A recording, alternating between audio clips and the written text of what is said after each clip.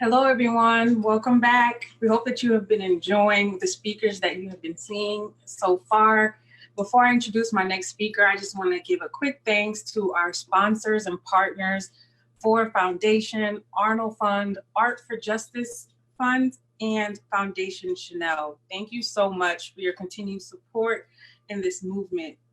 Our next speaker with this lineup is Tia Ryans from New Jersey, and she'll be talking about sexual abuse trauma in the system. Thank you so much, Tia. Thank you all viewers for tuning in. All yours, Tia.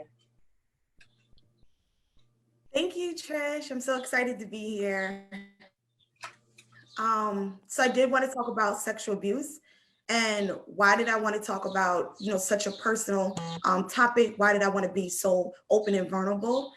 Because I want people to understand that as, a formerly incarcerated woman, I did notice that most of the women around me all had the same story, that they had sexual abuse experiences prior to their incarceration. And I was not singled out. I was not an exception. I was a part of the masses. And when I was released and looked into the research, about 90%, 85 to 90% of women that are incarcerated report sexual abuse prior to their incarceration. So I felt like there had to be some significance. I felt like I needed to make that known. And I used my personal story to shed light and awareness on that particular topic. And, I am, again, a face of a woman who's in prison, but my story did not start there. My story started at the age of 5, when I first began being sexually abused by my stepfather. And, I used to hide in the dark. That was like my best friend. I felt like in the dark, I could hide my emotions.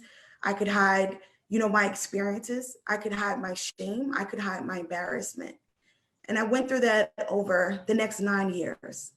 And at the age of 14, I had had enough. And, I tried to commit suicide. I started running away from home. And it became this cycle where I would run, I would get arrested, I would get sent back home. And the police got tired of me, and they eventually started sending me to the juvenile detention center. So although I'm formerly incarcerated as an adult, my incarceration or my detainment started as a juvenile. And every charge that I had was a result of me running away and violating probation. And no one ever asked, why are you running away? It was just, she's running away. She's a delinquent. She's violating probation. We're going to incarcerate her. And, again, I went through this cycle over and over for years. Fast forward to the age of 18. And I was always kind of sheltered in the area that I was. All I knew was the after school activities I attended, the sexual abuse I experienced at home, and the woods that I was surrounded by because of the area I lived in. And when I was sent to a transitional house in Essex County, I hung out with the wrong people, and I ended up being sentenced to 12 years in prison for a violent offense. And I just accepted that sentence as another part of my life. But even while I was incarcerated, again, there was sexual harassment from officers. I was even asked to, testify against an officer, but the weight of facing some type of retaliation always outweighed any reason for me to talk. So I was put in a position where I was re-traumatized. And the thing that made it different this time was that I didn't have a place to run to. I didn't have the darkness to hide. So I spent a lot of time in solitary confinement. It became something that I was used to. It became something that was comforting to me, as ironically as it sounds, because it gave me time to be with myself and to be with my own thoughts.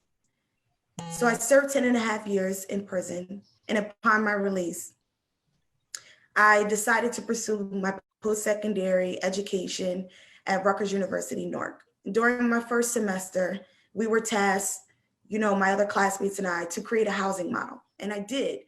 We all did. And I could not get it out of my head that this was actually something was needed.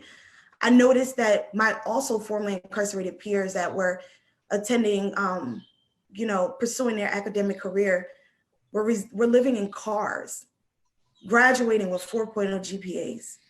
But those non-traditional students weren't being seen in a way and being rewarded in a way that I felt was necessary, was well-deserved, was well-earned. So I asked everyone, let's make this tangible. Can we get together? Can we make this something real? Because it's actually needed. And needless to say, everyone's like, I'm in college, I'm busy, I don't have time. But I couldn't get it out of my head. So I unenrolled for a semester. I networked, I went to meetings I was not invited to, but you know, I just felt like it was important for me to know who was who and what was what. It was important for me to use my personal story as a tool to advocate for what I wanted and what I felt was well-deserved. And I got a few connections. Long story short, I created a housing model. I became an entrepreneur of Fort House. And FORT is an acronym. It stands for Forcing Out Recidivism Through Education. And FORT is designed to be transitional housing for formerly incarcerated students pursuing post-secondary degrees. And we don't define post-secondary degree as a 2 or 4 year college. It is if you want to go to a trade school or if you want to, you know, get a certification, those are post-secondary education. As a first-generation college student and a formerly incarcerated woman, I felt that those 2 social determinants were important to tackle.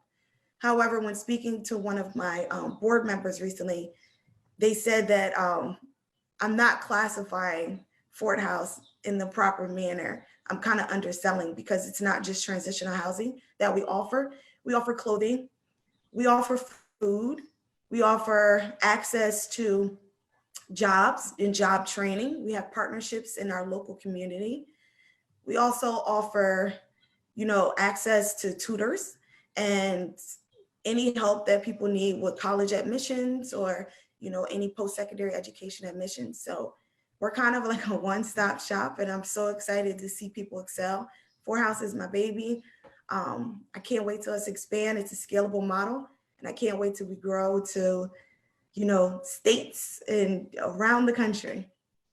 Thank you, Tia. Thank you for sharing your experience and your story.